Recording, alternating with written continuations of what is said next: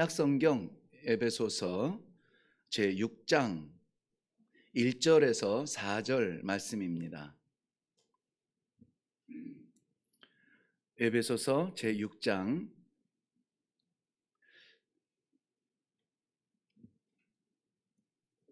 1절에서 4절 말씀입니다. 우리 한 목소리로 같이 읽겠습니다. 시작. 자녀들아, 주 안에서 너희 부모에게 순종하라. 이것이 옳으니라. 내 아버지와 어머니를 공경하라. 이것은 약속이 있는 첫 계명이니 이로써 네가 잘되고 땅에서 장수하리라. 또 아비들아, 너희 자녀를 노엽게 하지 말고 오직 주의 교훈과 훈계로 양육하라. 아멘, 아멘. 저는 가끔 이런 생각을 합니다. 설교를 하지 않아도 이미 하나님께서 말씀하실 것을 다 말씀하셨고 예배를 통하여서 받으실 영광을 다 받으시지 않았는가 하는 그러한 생각을 할 때가 있습니다.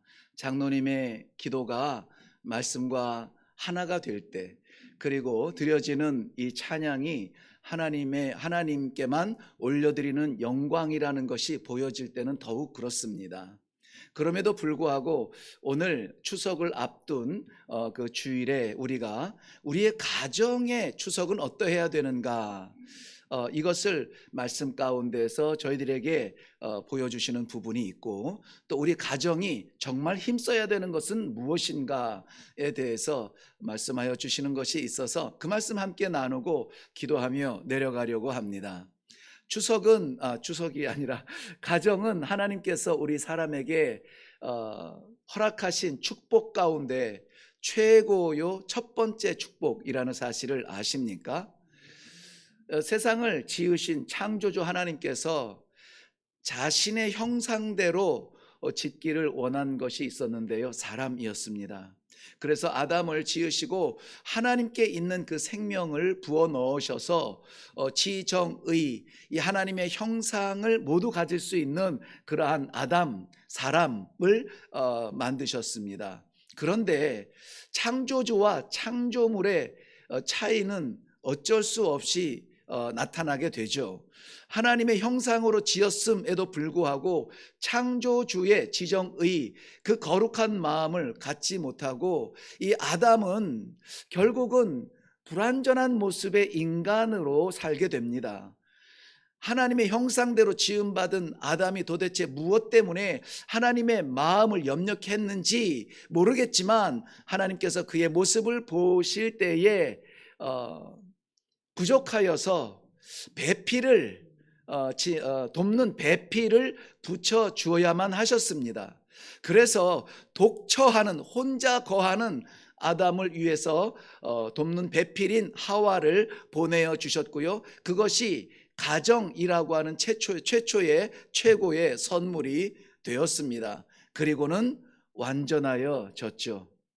네, 그래서 오늘 우리가 보는 말씀은 하나님의 완전한 선물인 가정을 마음에 염두하시고 생각하시면서 이 말씀을 좀 받으시면 좋겠습니다.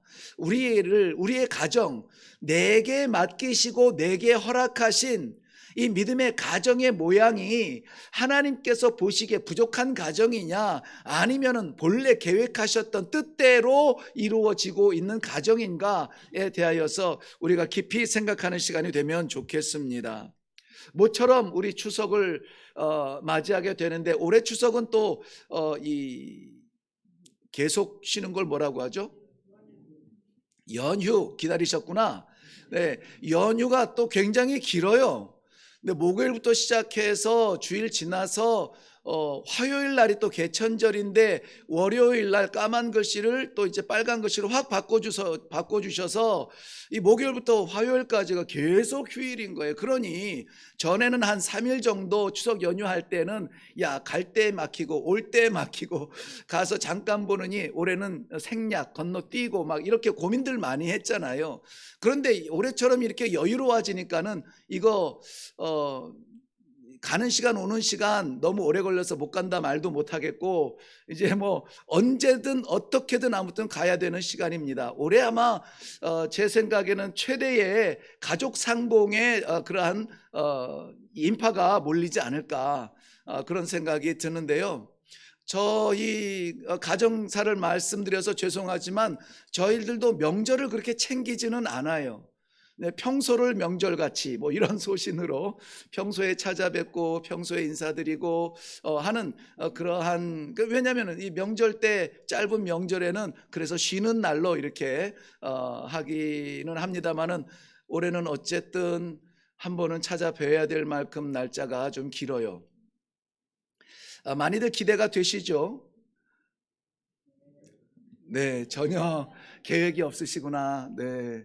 그래도 오늘 말씀을 좀 같이 묵상하면서 그러한 그리운 마음들, 보고 싶은 마음들, 그리고 가서 내가 어떻게 할 것인지에 대한 계획까지 세워지는 그러한 시간이 되면 좋겠습니다.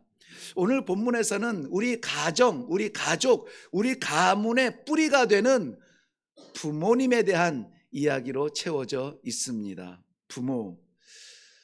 아무리 깊이 생각해도 그 나의 깊은 생각보다 더 깊은 곳에 계시는 우리 부모님들의 그 마음과 희생, 이 가정의 질서를 하나님께서 세우셨던 그 하나님의 본래의 뜻을 이루는 그 부모님의 마음들, 부모님이 어떤 분들인지에 대해서 오늘은 우리가 우리 윤리적으로가 아니라 하나님의 말씀 안에서 좀 만나기를 바랍니다.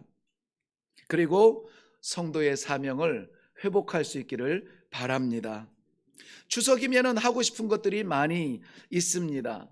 뭐 그동안에 어떻게 살았는지 이야기를 나누게 되고, 또 이런저런 소식들을 나누게 되고, 가고 오는 길에 대한 기대와 또 그러한 것들을, 많은 것을 나누게 됩니다만은, 그래도 뭐니 해도 2023년 추석에는 가장 먼저, 무엇보다도 먼저, 우리의 삶보다도 먼저, 어떤 소식보다 먼저 부모님을 향한 마음을 표현하기를 바랍니다.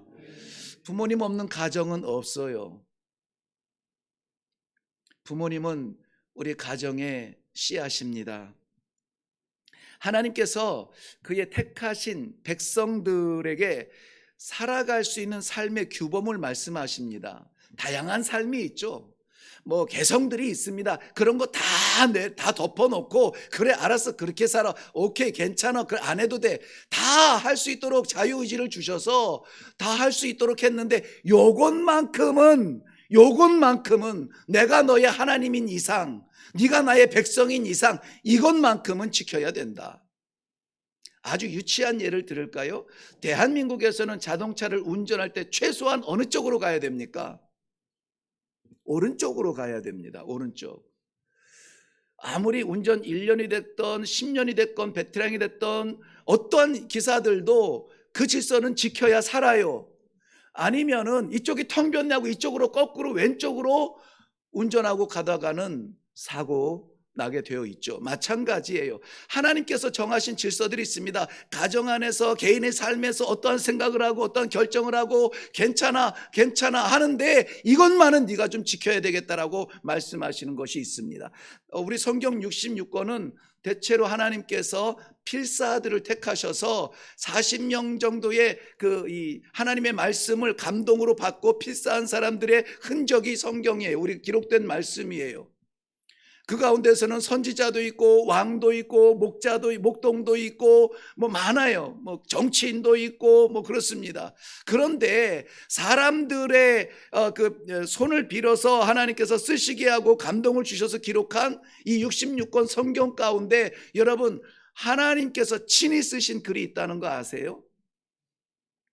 친히 쓰셨어도 당시에 일반적인 파피루스라고 하는 것은 종이 대용으로 했던 것인데, 이집트 문화가 굉장히 좀 앞선 그런 가운데서 이 갈대, 이 강가에 자라는 갈대를 펴서 물 적셔서 펴서 갈아서 얇게 하고 말려가지고 얽혀서 그 위에다가 글씨를 써가는 것이 파피루스인데요. 그 파피루스에다가 어떤 기록을 남기는 것이 일반적이에요. 그런데 그 파피루스나 양의 가죽이나 짐승의 가죽이나 이런 데 쓰지 아니하고 아주 돌판에 새기신 말씀이 있어요.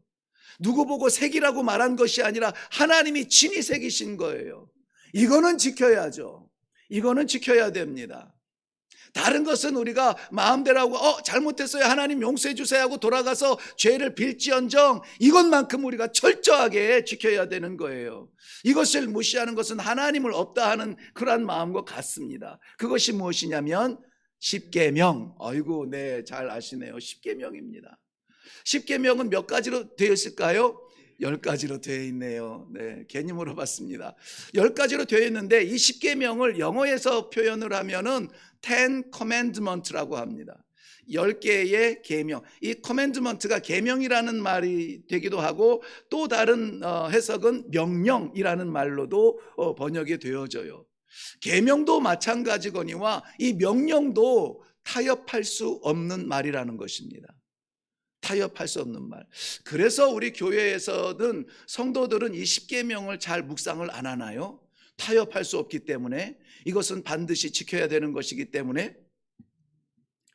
이 단도직입적으로 새기신 하나님, 우리의 의지나 우리의 환경을 물어보지 아니하시고 친히 새겨주신 이 십계명은 두 가지 큰 부분으로 나누어져 있다고 우리가 알고 있습니다. 첫째는 하나님과 우리의 관계, 우리라고 하지 않고 나와의 관계라고 하죠. 하나님과 나와의 관계, 즉 종적인 관계라고 이야기합니다. 1계명에서 4계명까지이죠. 그리고 5계명에서 10계명까지가 종적인 관계, 이웃과의 세상에서의 관계, 어떻게 살아라 하는 것이라고 우리가 이해하고 있는데요. 그 가운데 교묘하게 이 5번, 5번째 있는 계명은 1계명에서 4명, 하나님과 나와의 종적인 관계와 나와 세상의 횡적인 관계의 교집합으로 구성이 되어져 있어요.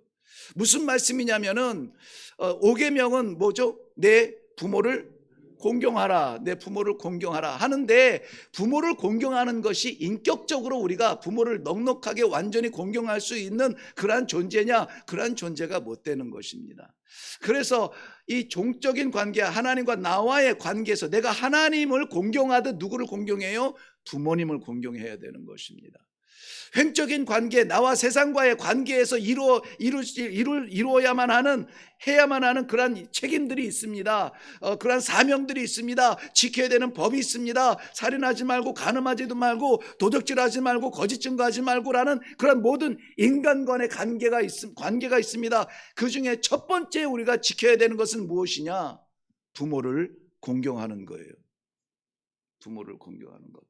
그래서 이 하나님과 나와의 관계 1에서 4계명, 그 다음에 나와 세상과의 관계 6에서 7계명, 그 사이에 마치 이 교집합처럼 되어 있는 부분이 5계명, 내 부모를 공경하라는 말씀입니다. 오늘 부모님을 공경하라는 그러한 말씀의 의미가 무엇인지 아주 간단하고 아주 기초적이고 유치한 거지만 우리가 다시 한번 겸손한 마음으로 내려가서 하나님의 말씀을 좀 새겨보려고 합니다. 먼저는 내 부모를 주 안에서 내 부모에게 순종하라, 이것이 옳으니라 1절 말씀에 그렇게 되어져 있습니다. 이것을 골로새서 3장 20절 말씀에는 조금 더 분명하게 확장해서 우리들에게 설명해 주고 있는데요. 자녀들아, 모든 일에 부모에게 순종하라. 이는 주 안에서 기쁘게 하는 것이니라. 우리는 다 고민하며 삽니다. 그저 그렇게 얼떨결에 살아가는 사람 아무도 없습니다. 무엇을 어떻게 해야 성공할 수 있을까, 이룰 수 있을까, 이것을 나타낼 수 있을까, 열매를 거둘 수 있을까, 온갖 결과를 놓고 다 애쓰고 수고하면서 살아요. 그런데 성도는 어떤 사람이냐면 하나님을 기쁘시게 하는 목적을 가지고 살아갑니다. 그래서 습관적으로, 의도적으로 우리는 매사에 이러한 고민을 합니다. 어떻게 하면 하나님을 기쁘시게 할까? 하나님께서 내게 이 당면한 문제를 주셨을 때에 이것이 하나님의 기쁨을 위해서 나는 어떻게 해야 될까? 과연 이것이 하나님의 기쁨이 될까? 나는 만족하여도 하나님의 기쁨이 되지 않고 하나님의 근심거리가 된다면은 내 기쁨 포기하겠다. 이것이 신앙이에요. 내 기쁨 포기하겠다. 나는 괴롭지만 이 길을, 이 섬김을, 이 일을 통하여서 우리 하나님께서 계획하신 그러한 일을 이루는 기쁨이 하나님께 있다면은 기꺼이 그 길을 가겠다는 것입니다. 이것이 성도의 고민이죠. 그런데 오늘 본문에서 골로새서 3장 20절에서 말씀하신 것 같이 우리가 그토록 애타게 찾는 주님께 기뻐하게 하시는 일이 있다는 겁니다. 그게 뭐라고요? 내 부모를 순종하라는 거예요. 내 부모에게 순종하라. 그러니 우리가 자녀된 입장에서 늘 부모의 말씀에 이렇게 토를 달았던, 지금은 좀 급한데요, 나중에 할게요, 지금은 좀 어려운데 제가 꼭 해드릴게요 라고 하는 이 토를 달 수 없도록 하는 거예요. 왜 그러냐면은 이 단서를 이 확장해서 골로새서에서 기록한 것은 그 의미가 담겨져 있어요. 우리 삶이 있죠. 우리의 바쁨이 있고 우리의 고민이 있습니다. 그럼에도 불구하고 대인관계, 종적 관계에서 첫 번째 계명인 내 부모를 순종하라는 것에 대하여서 하나님께서 우리가 토를 다는 것이 아니라 하나님께서 토를 다셨어요. 뭐를 다셨냐면은 모든 일에 매사에 모든 일이라고 하는 것이에요. 우리가 생각하는 부모님과의 관계 속에서 모든 일에 부모님께는 일단 뭐하라? 순종하라. 순종의 영역을 모든 일이라고 했으니 우리가 살아가는 삶의 모든 그 영역 속에서 부모님을 생각하면서 부모님의 뜻을 생각하면서 우리가 좀 기도할 수 있는 시간을 가지면 좋겠습니다. 분명하게 말씀드리는 것은 순종은 생명의 시작입니다. 순종은 생명의 시작이에요. 그렇다면 불순종은 반대로 죽음의 시작이죠. 죽음의 시작입니다. 좀 더 적극적으로 말할까요? 순종이 축복의 첫걸음이라면은 불순종은 저주의 첫걸음이 되는 것입니다. 불순종이 그렇게 무서워요. 아니라고, 안 된다고, 다음이라고 타협하는 그것이 그렇게 무섭습니다. 아담의 불순종은 하와를 통해서 자꾸 핑계를 대려고 도망쳤죠. 하와는 어땠습니까? 하나님 말씀에 순종이 아니라 자기 뜻을 따랐습니다. 자기 뜻을, 내 뜻을, 내가 먹고 싶으니까, 내 눈에 보기 좋으니까 내 뜻을 따랐던 그 길은 하나님의 뜻에 불순종이 되었습니다. 그런가 하면 노아는 되지도 않는 일에 하나님 말씀에 순종하여서 하나님이 지구촌을 뒤갈아 엎는 그러한 순간에 지상에 존재하는 모든 생명이 다 죽는 그 순간에 그와 그 가정을 구원할 수가 있었습니다. 이러한 이야기들을 옛날에 구약 성경에, 그것도 아주 창세기 가까운 그 옛날에, 지금은 있을 수도 없는 그 옛날에 있었던 해프닝이라 이렇게 여긴다면은 우리는 정신 차려야 됩니다. 바로 그 하나님이 지금 나에게 믿음 주신 그 하나님이세요. 지금 나에게 우리 가정을 허락하신 그 하나님이세요. 그 하나님 앞에 순종하시기를 바랍니다. 믿음의 조상 아브라함은 그 순종으로 말미암아 복의 사람의 증거가 되었습니다. 다 복받기 원하죠. 자녀들을 향해서 복 빌기 원하죠. 어떠한 우리 가족 가운데서도 복이 아니라 저주받기를 원하는 사람 한 명도 없습니다. 다 어쨌든지 간에 모여드는 자녀들 다 복받기를 원합니다. 그런데 이복 저복을 말하기 전에 하나님 이복 주세요, 공부에 복을 주세요, 성공에 복을 주세요, 직장에 복을 주세요, 만남에 복을 주세요, 결혼에 복을 주세요, 복을 구하기 전에 순종하는 사람이 되게 해주세요. 이것이 답이라고요. 이것이 답이라고요. 그러니 돌아오게 해주세요, 고쳐주세요, 병 낫게 해주세요, 이 문제 해결해 주세요가 아니라 순종하는 사람이 되게 해주세요. 순종한 사람에게 복의 근원이 복의 사람이 되게 하신 것을 우리는 너무나 부러운 아브라함을 통하여서 잘 알고 있습니다. 모세는 그 순종의 마음으로 말미암아 이스라엘 광야 40년 동안을 지도자로 세움받았습니다. 지도자로 세움받았다는 것이 아니라, 세움받았다는 것은 어떤 높은 지위에 올라갔다는 의미가 아니에요. 그가 살았던 40년의 광야는 양들, 목축의 생명을 유지하는 일에 쓰임받았지만은 광야 생활 40년은 하나님의 백성의 생명을 살리는 일에 쓰임받았다는 것입니다.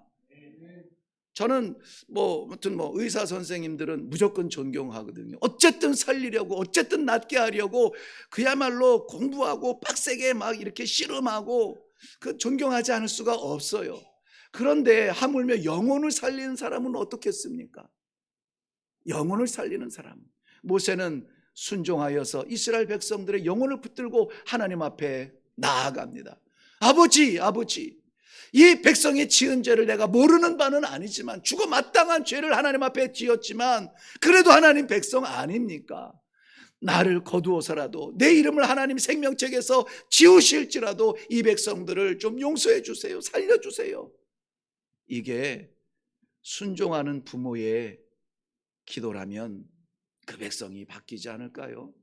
그 백성 안에서 여호수아, 갈렙 같은 인물이 나오지 않겠습니까? 다른 사람, 모든 성경에 우리가 생각하는 믿음의 영웅들을 다 돌아다 보면은요, 원인은 하나예요. 원인이라고 해야 되나요? 모습은 하나입니다. 뭡니까? 순종한 사람이었어요. 대표가 누구죠? 예수 그리스도 아닙니까? 예수 그리스도 아니에요. 예수님도 완전한 인간이기 때문에 십자가 보면 더럽고 추하죠. 무섭죠. 예수님도 완전한 사람이기 때문에 못이 살을 파고 들어오는데, 뼈를 뚫고 지나가는데, 장이 옆구리를 헤집고 들어오는데 내장을 찔러대는데 고통스럽지 않겠습니까? 가시만 박혀도 우리 아픈데, 그런데 어쩌자고 그 십자가에 올라가십니까? 다른 거 없어요. 다른 거 없습니다. 딱 하나예요. 아버지 뜻대로 되기를 원하나이다. 순종의 마음으로 올라간 십자가에서 우리가 살아났다는 것은 성경의 이야기가 아니라 하나님께서 내게 주신 생명의 말씀이라고 받으시기를 바랍니다. 믿는 사람들뿐만이 아니라 우리가 아는 믿음의 선조들뿐만이 아니라 이방인들도 이 순종으로 돌아선 인생이 많습니다. 나만 장군 같은 경우는요, 이방인으로서 이스라엘 백성들의 아주 골칫거리인 그러한 적장이었으나, 그러나 저가 순종함으로 말미암아, 여러분 요즘은 표현 좋게 나병, 또 뭐라고 하죠? 한센병, 한센병이라고 말하죠. 저희가 어렸을 때만 해도 문둥병 그랬어요. 문둥병, 오그라지고 찌그러지고 형태 망가지고 썩어져가는 문둥병자. 장군이 한 나라의 제2의 권력자가 문둥병으로 쓰러져가는 그 자신을 어떻게 고쳤습니까? 권력으로, 창으로, 힘으로, 돈으로 안 됐습니다. 금으로 못 고쳤어요. 알지도 못하던, 자기네 집에 데리고 있던 조그마한 계집종 하인의 입에서 나온 하나님의 이름을 듣고 가서 순종하여서 그 병을 고쳤습니다. 마음에 치유되지 아니하는 질병이 있습니까? 용서할 수 없는 그러한 질병이 내 이 가슴 속에 사무쳐 있습니까? 인격으로 고칠 수 없고 물질로 해결이 안 됩니다. 다른 것으로 채워지지 않아요. 하나님 말씀에 순종할 때에 가시같이 박혀있던 그 고민의 문제, 아픈 마음, 찌르는 가시가 회복되어질 줄로 믿습니다. 제자 베드로의 순종은 우리가 너무나 잘 알듯이 그물이 찢어지도록 고기를 거두는 기적도 맛보았습니다. 오늘 본문에서 이 순종이라고 하는 말은 NIV 성경에서는 obey, 제가 왜냐하면 불순종을 설명하려고 그럽니다. obey their parents 이렇게 말합니다. obey. 그런데 이것에 정반대되는 말을 디모데후서 3장 2절에서 표현했는데요, 거기에서는 obedient to their parents, disobey라고 써요. disobey, 불순종. 그런데 이 불순종을요, 말씀드린 디모데후서 3장 2절은 불순종이 어떤 징조랍니다. 어떤 징조냐면은 말세의 징조래요. 말세의 사인. 요즘 애들이 다 그래. 요즘 애들이 다 그래라고 넘어갈 수 없는 문제예요. 아이들이 왕 되어지는 지금 이 세대를 보면은요, 아이들에게 부모님께 무조건 순종해, 이 말이 지금 먹힙니까? 이 말이 먹혀요? 그저 아장아장 걸음마만 걷기만 하여도 완전히 풀리 그야말로 인격체로 여겨지고, 물론 인격적으로 다 수용하고 사랑하고 나누는 그런 관계는 좋지만요, 준비되지 않은 그들에게 완전 어른 대접을 다 해요. 어른 대접을 합니다. 무엇이 옳은지 무엇이 그른지를 아직도 잘 판단 못하는 그들에게 네 인생 네 거니까는 원하는 대로 해. 본인이 원하는 대로 우리가 가르쳤어요. 그러니 저들이 부모님이 원하는 대로 좀 해. 이 말은 받아들일 수가 없게 되죠. 로마서 1장 30절 말씀에는 좀 더 적극적으로 표현합니다.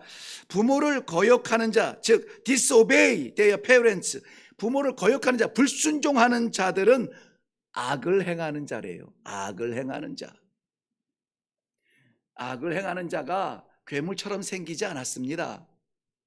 우리와 똑같고 저도 그 가운데 있어요. 악을 행하는 자. 어떤 자랍니까? 부모를 거역하는 자예요. 불순종하는 자입니다. 그런데 여러분, 놀라운 말씀을 드려야 합니다.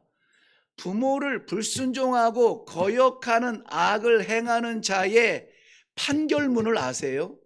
성경에서는 그 판결문을 기록했습니다. 저들은 사형에 던져질 것이라. 사형. 불순종은 사형죄입니다. 그래서 제가 서두에도 말씀드린 것처럼 순종이 생명이라면 불순종은 죽음이라는 것이에요. 이건 저의 과격한 성향에서 나온 말이 아니라 하나님의 말씀이 그렇게 기록하고 있습니다. 순종하면 살고 불순종하면 죽습니다. 주님을 기쁘시게 하는 방법이 우리에게 있는데 우리가 나조차고 주님을 향한 그 기쁨의 기회를 포기하지 않기를 바랍니다. 그 다음에 순종의 길은 그렇게 우리가 마음에 새겨야 되고요. 두 번째는 내 아버지와 어머니, 즉 부모죠. 부모에게 공경하라, 이렇게 기록이 되어져 있습니다. 십계명에서 주신 오늘 본문 내용, 내 부모를 공경하라는 말씀이 출애굽기 20장 12절 말씀에 나와 있는데요, 우리는 5계명 내 부모를 공경하라, 6계명 도적질하지 말라, 간음하지, 이렇게 간단하게 넘어가죠. 다른 거는 간단하게 기록했어요. 그런데 5계명은 설명을 붙였습니다. 그래서 그 본문의 출애굽기 20장 12절 말씀에 원래 하나님께서 돌판에 새기신 내용을 그대로 보면은 내 부모를 공경하라, 그리하면 내 하나님 여호와가 내게 준 땅에서 내 생명이 길리라, 이렇게 새겨주셨어요. 이것은 물리적으로 내게 줄 땅에서 내 생명이 길리라, 물론 가나안 약속의 땅에 들어가서 장수할 수 있을 것이라고 하는 육신적인 소망을 갖지만은, 하나님께서 이 성경의 땅이라고 기록했을 때는 나라를 말해요. 나라. 몇 평의 땅이 아니라 나라를 말하는데, 시편에서는 대체적으로 하나님의 나라를 땅이라고 설명합니다. 의인의 자손은 구걸하지 아니하며 땅을 차지하여 거기에 영원히 거하리라는 것이, 이 영원성은 이 세상에는 존재하지 않아요. 영원성은 하나님 나라에만 존재하는 거예요. 그런데 그 자손들이 땅을 차지한대요. 하나님의 나라 상속으로 받고 그것을 차지한다는 거예요. 거기에서 생명이 길리라. 이 긴다는 것은 장단을 세월로 쪼개지 않습니다. 하나님께서 가지고 계시는 영원성을 말하고 있습니다.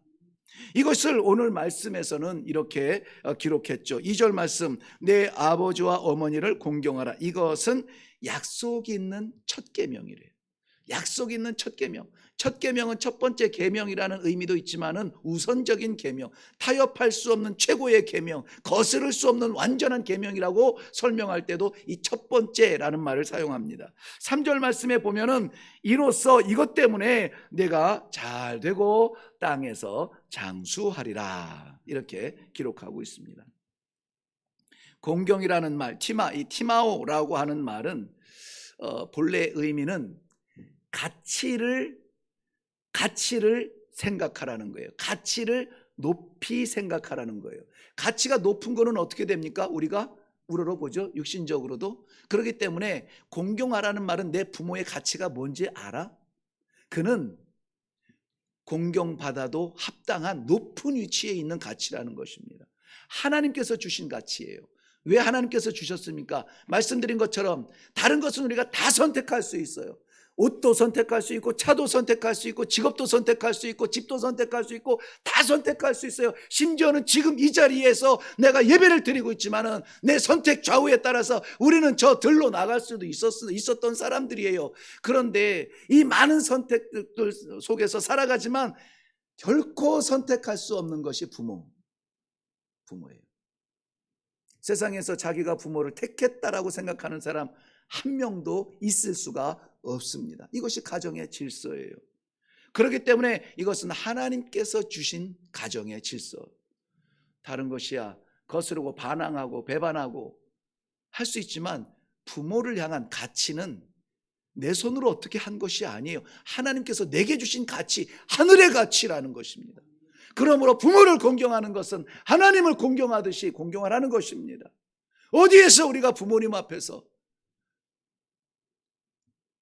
연로하다고 해서, 지금 힘이 떨어졌다고 해서, 옛날 같지 않다고 해서,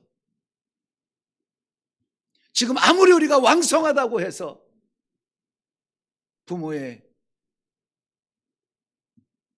다 빠져나간, 근육 다 빠져나간 축 처진 그 팔을 보며 나약한 존재라고 말할 수가 있겠어요? 옛날에는 내게 말했을 때 먹혔지만은 이제는 나도 컸어요라고 말할 수가 있겠습니까?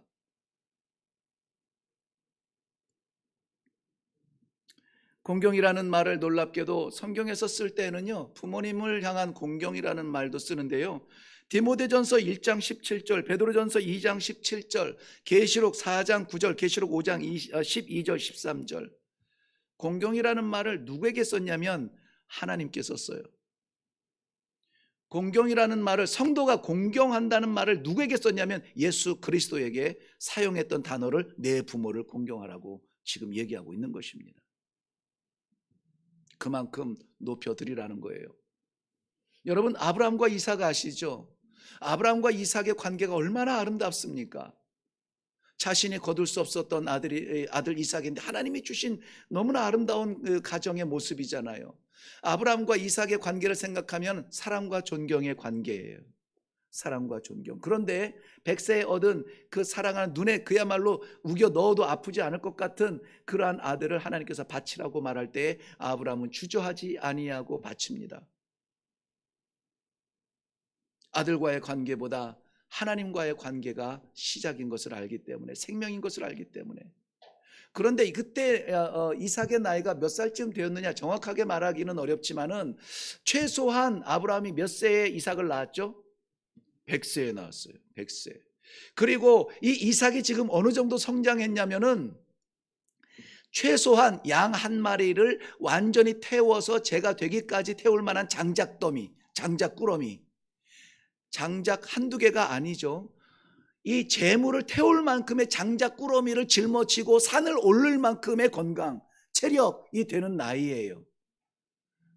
저로서 개인적으로 생각해 보면은 중학교 말 고등학교 때 인생의 최고의 전성기였죠. 네. 지금 지나갔다는 얘기가 아니라요. 네, 그렇습니다. 그때에 아버지와 함께 모리아산을 올라갑니다. 그걸 짊어지고 말이죠. 그러니 뭐 10대 후반, 20초 뭐 전 이렇게 생각할 수 있겠죠. 아브라함은 175세를 살았지만 뭐 그때 최소한 나이가 어림잡아 120세 정도 됐을 때니까 뭐 어쨌든 아무래도 이 젊은이의 체력만은 못하는 거예요. 그런데 그 사랑하는 아버지가, 그 존경하는 아버지가 제물로 자기를 드리겠다고 몸을 칭칭 감습니다. 오, 아버지 왜 이러세요? 왜 이러세요? 왜 이러세요? 제정신이세요? 팔만 뻗쳐도 감을 수 없어요. 여러분, 감을 수가 없습니다.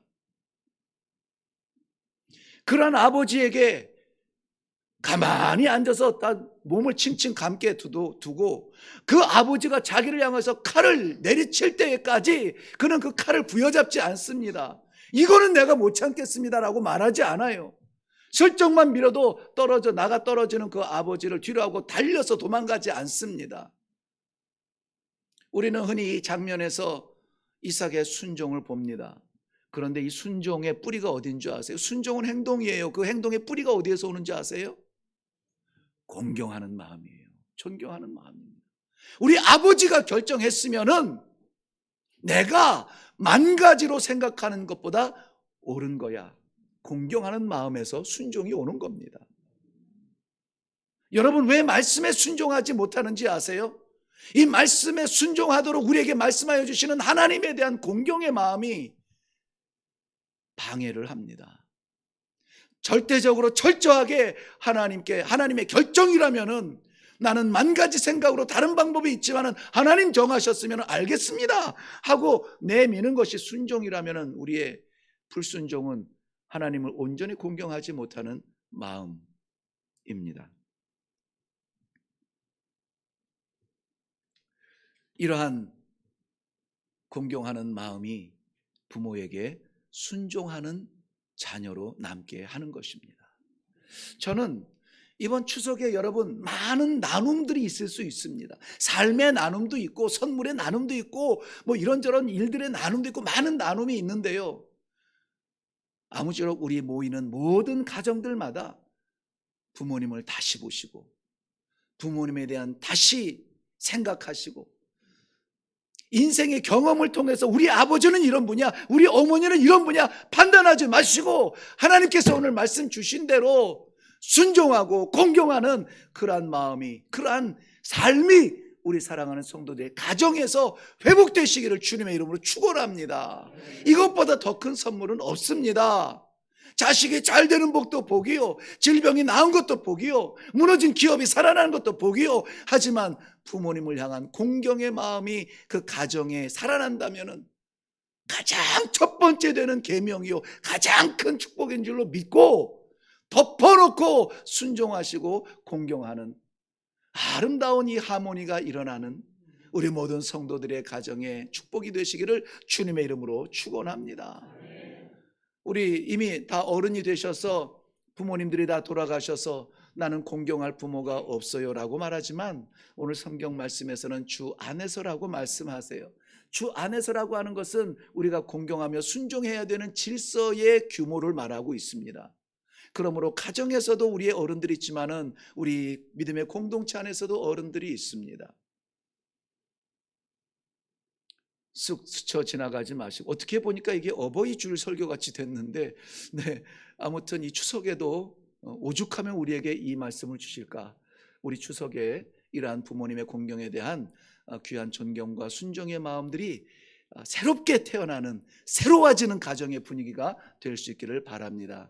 그리고 우리 부모님들 자녀들을 노엽게 하지 마세요. 노엽게 한다는 말은 노엽도록 책망하지 말라는 거예요.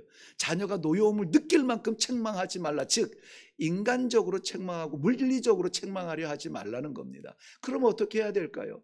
하나님의 말씀과 하나님의 사랑으로 가르치고 깨우치는 그러한 지혜가 우리 어르신들에게 있고, 그래서 아무쪼록 아름다운 하모니가 가정에서 회복되고 우리 교회에서 회복되어지고 이것이 바람이 되어서 세상으로 흩어져서 이 세상이 지난 뜨거운 여름에 뜨거운 바람을 맞으면서 지쳤던 이 세상의 아름다운 소식을 전하는 우리 성도들의 삶이 되시기를 주님의 이름으로 축원합니다. 기도하겠습니다. 약속 있는 첫 계명을 우리에게 주셨습니다.